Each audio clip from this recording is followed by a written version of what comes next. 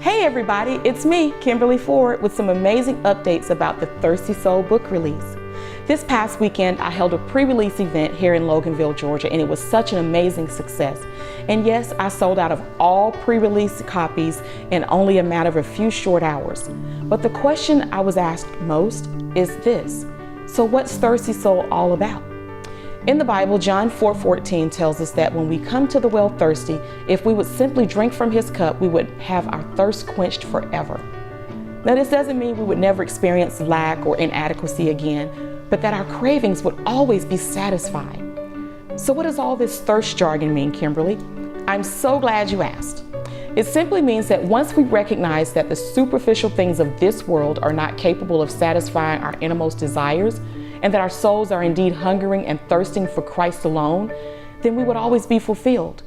In spite of what the world has to offer, once we identify what our hearts are really craving and bring our thirsty hearts to the right fountain, and we all know Christ is the fountain, right? Then all the love and acceptance we need will flow freely from there. In this world, we've become so restless and discontent that we succumb to instant gratification. Instead of allowing Christ to fill our love tanks, we jump into the wrong relationships. Instead of allowing Christ to validate us, we charge towards the corporate ladder and pursue the wrong career paths.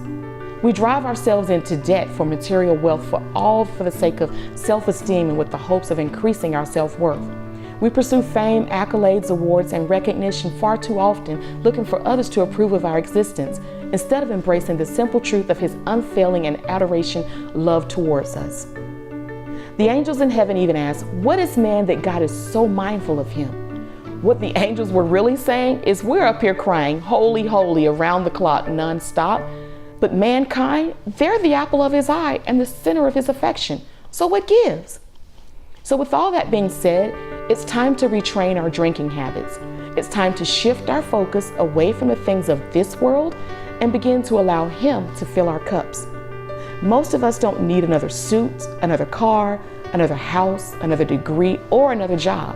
We simply need to allow his love for us to satisfy these cravings. And when we become satisfied with him, then we can finally just be.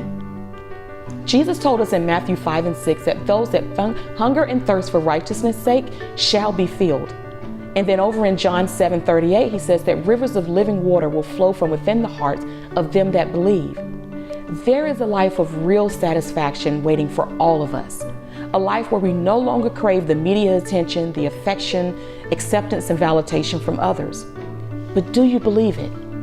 Do you believe that he can fill your cup like he said he would?